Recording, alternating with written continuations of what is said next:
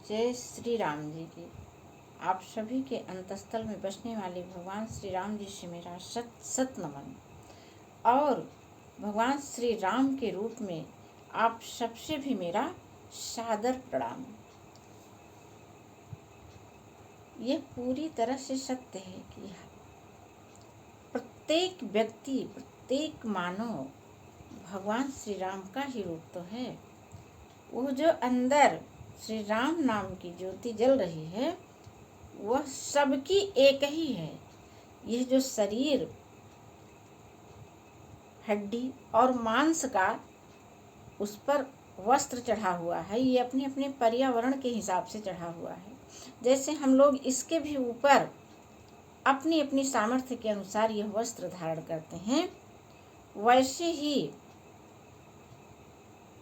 भगवान श्री राम की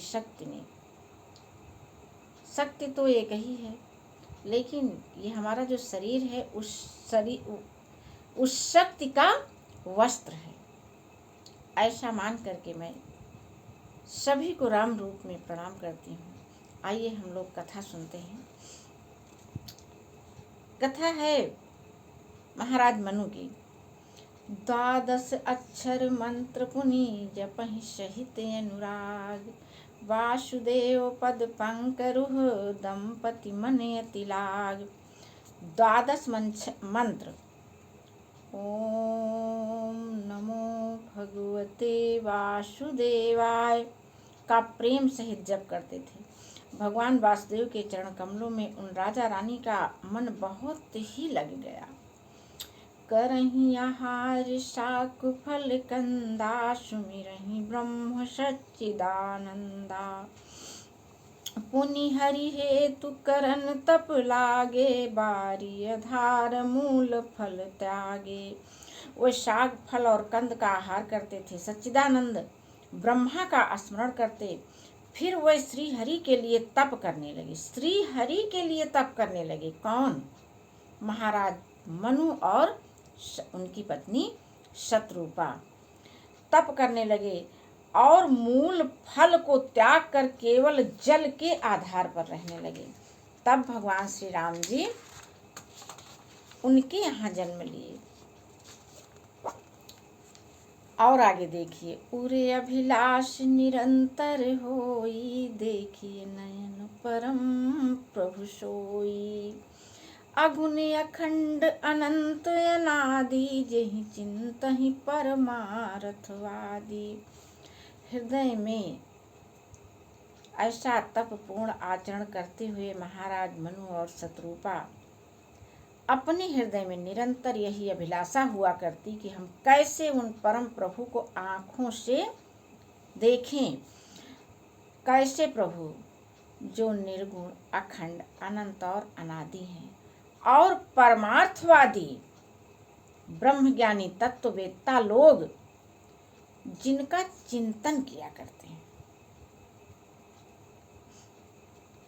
नेति नेति जहि वेद निरूपा, निजानंद निरूपाधि अनुपा। शंभु पिरंचि विष्णु भगवाना, उपजहि जासु अंश ते नाना। और उन भगवान फिर बता रहे हैं कि वे कैसे हैं, जिन्हें वेद नेति नीति यह भी नहीं कहकर निरूपण करते हैं, जो आनंद स्वरूप उपाधि रहित और अनुपम हैं, एवं जिनके अंश से अनेकों शिव, ब्रह्मा और विष्णु भगवान प्रकट होते हैं। उन राम की आराधना कर रहे हैं, उनको आंखों से देखना चाह रहे हैं महाराज मनु और शत्रुपा। ऐसे प्रभु सेवक बस आई, भगत हेतु लीला तनु धरई। जो यह वचन सत्य श्रुति भाषा, तो हमार पूजी अभिलाषा। कितना बड़ा सौभाग्य है कि ये रामचरितमानस हमारे हाथ में है और आप इसको सुन रहे हैं। देखिए तो, लेकिन क्या है कि हम लोग इसका भरपूर उपयोग नहीं करना जानते हैं। बस इनके शब्द के अर्थों को हमने सुन लिया तो मान लेते हैं कि कथा हमारी पूरी हो गई।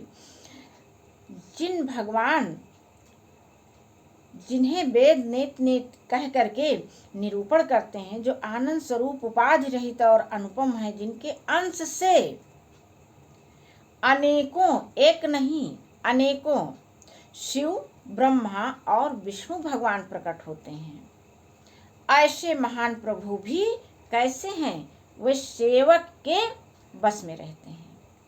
चाहे जो भी उनकी सेवा करके कोई भी उनसे कुछ भी करवा सकता है, कुछ भी करवा सकता है। बस यहाँ तक कि आप अपनी किसी भी इच्छा की पूर्ति उन भगवान से करा सकते। बस उनका काम ही एक ही है कि हम सब की इच्छा की पूर्ति करना। तो देखिए, सेवक के बस में है और भक्तों के लिए दिव्य लीला विग्रह धारण करते हैं। यदि वेदों में यह वचन सत्य कहा है तो हमारी अभिलाषा भी अवश्य पूरी होगी। यही विधि बीते बरस खट सहस बारी आहार, संबत सप्त सहस्त्र पुनि रहे समीर आधार। ऐसी तपस्या तो श्री हरि ही किसी से करा सकते हैं ना। इस प्रकार जल का आहार करके तप करते 6000 वर्ष बीत गए। फिर 7000 वर्ष से वायु के आधार पर वे रहे। ये सब ऐसे तपस्वी देखिए तो पूरे सृष्टि के तत्वों को व्यवस्थित कर लेने वाले। ये जल के आधार पर रहे कितने दिनों तक, फिर वायु का सेवन कर रहे हैं, कुछ भी नहीं खा पी रहे हैं। सब कुछ भगवान उसी वायु, उसी प्राण वायु में घोल करके इनको पिलाए जा रहे हैं और इनसे तपस्या कराए जा रहे हैं। क्यों कराए जा रहे हैं? कि इनके मन में उनको प्राप्त करने की अभिलाषा है, इच्छा है। जो भी प्राप्त करना है हमको, वो सब हमारे भगवान देंगे।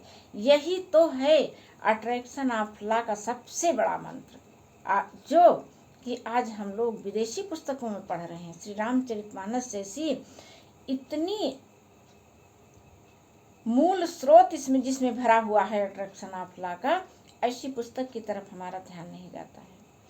तो आगे देखिए, यही विधि बीते वर्ष खट सहस बारी आहार, संबत सप्त सहस्त्र पुनि रहे समीर आधार, वर्ष सहस 10 त्याग्यु सोई, ठाढ़ रहे एक पद दो, विधि हरिहर तप देखी अपारा, मनु समीप आए बहुबारा।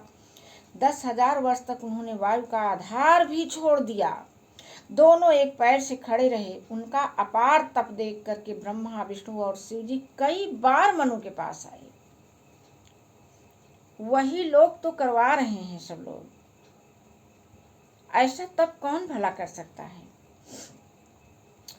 मांगहु बर बहु भांति लोभाए, परम धीर नहीं चलहि चलाए, अस्थि मात्र होई रहे शरीरा, तदपि मनाग मन ही नहीं पीरा। उन्होंने इन्हें अनेक प्रकार से ललचाया, कहा कि वर मांग लो, पर ये परम धैर्यवान राजा रानी अपने तप से किसी के डिगाए नहीं दे रहे हैं। यद्यपि उनका शरीर हड्डियों का ढांचा मात्र रह गया है, फिर भी उनके मन में जरा भी पीड़ा नहीं हो रही है। प्रभु सर्वज्ञ दास निज जानी, गति अनन्यता पसंद पुरानी, मांगू मांगू बर भय नभ बानी, परम गंभीर कृपा अमृत जानी। सर्वज्ञ प्रभु ने अनन्य गति आश्रय वाले तपस्वी राजा रानी को निज दास जाना और तब परम गंभीर और कृपा रूपी अमृत से सनी हुई यह आकाशवाणी हुई, मांगो मांगो वर मांगो। मृतक जियामनि गिरा सुहाई, श्रवण रंध्र होई उर जब आई। मुर्दों को भी जिला देने वाली यह सुंदर वाणी कानों के छेद से होकर जब हृदय में आई, हृष्ट पुष्ट तनु भय सुहाए, मानहु अबहि भवन ते आए। इतना सब कुछ देने वाली ये रामचरितमानस की कथा हम इतना सुनते हैं लेकिन हमको विश्वास नहीं होता है। अब तो विश्वास वही कराएंगे तभी होगा।